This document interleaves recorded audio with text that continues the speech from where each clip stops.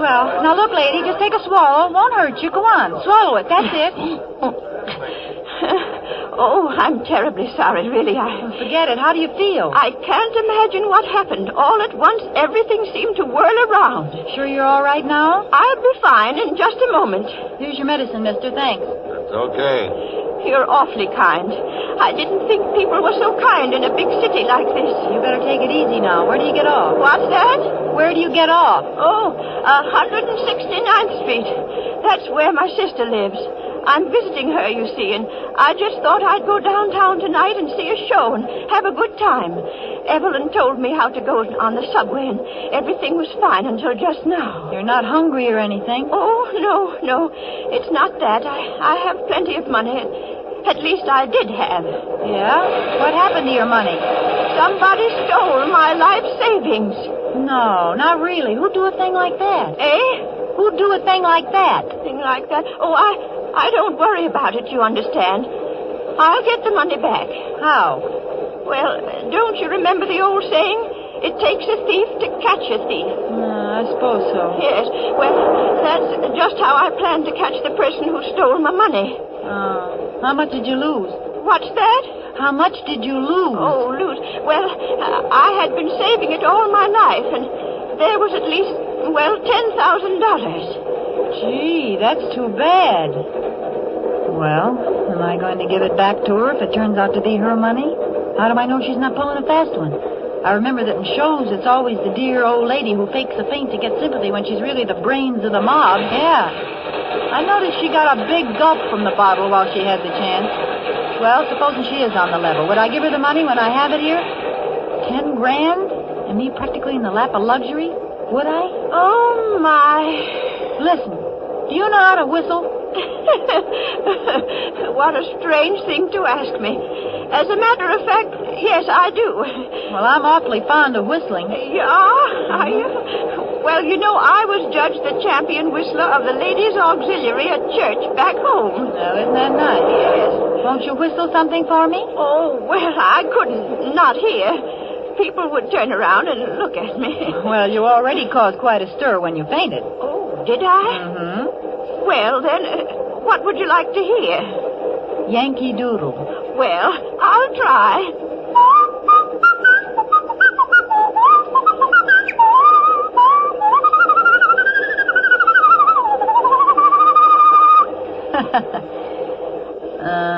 That's fine.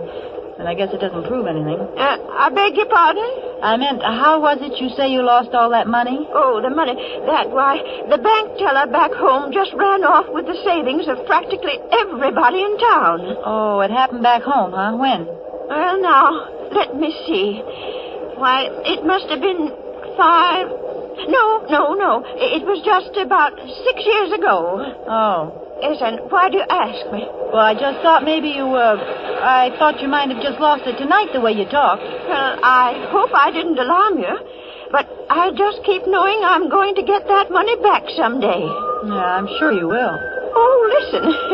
Somebody else is whistling Yankee Doodle now. That's very fine whistling, too. Isn't it, though? Yes. Yeah, and this time it's no old lady. I got an idea it's somebody who just possibly could have a slight case of murder on his mind.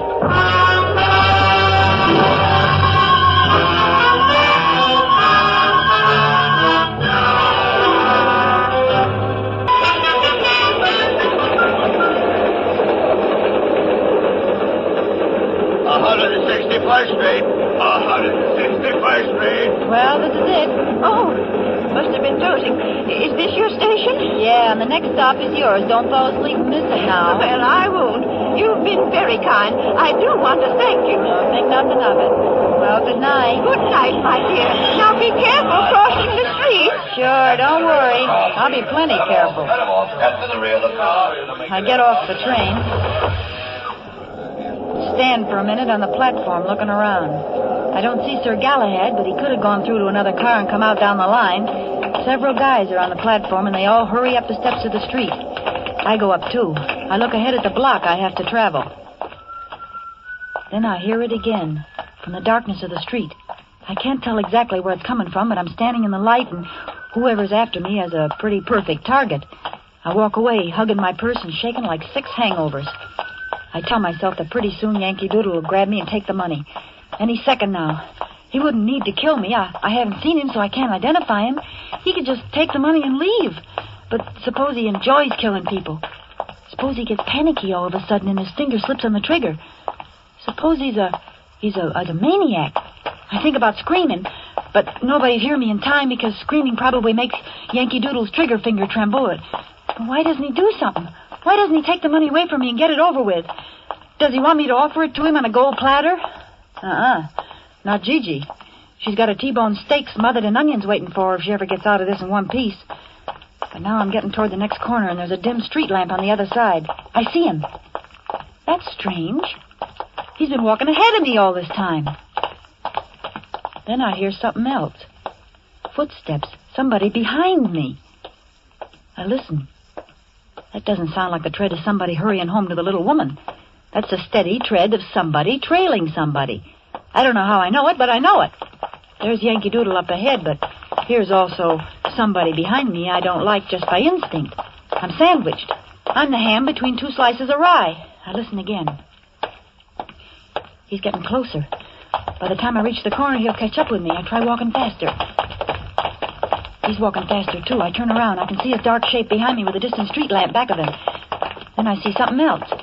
Back away, across the street, is another man, walking fast. Now I got 3 of them. I'm in a triple-decker sandwich now. I want to scream. I want to yell help. But my heart's got all mixed up in my larynx somehow, and I know I'd never be able to project my voice past the next crack on the sidewalk. They're catching up to me fast. If this is the end, sister, this is it. I'm already imagining the cold steel on my back, and then...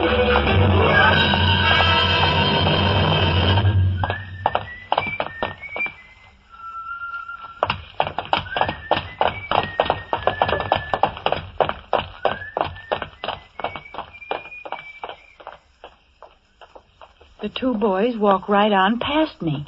Don't even give me a tumble. They're making time, and as the one on my side gets ahead of me, I see him nod to the one across the street. They're not tailing me. They're after Yankee Doodle. They heard him whistle, and they'll be catching up with him any minute now. I heave a big sigh of relief and consider a quick exit back to the subway with my 10 grand.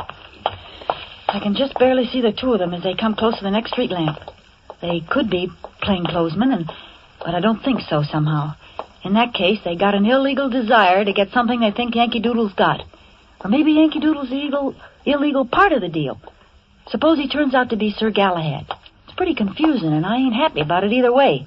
But something, I don't know what, makes me take after the 2 Rover boys instead of going my own way while I got the chance. I look up ahead. Yankee Doodle's a block away now, and he stops for a second under a streetlight.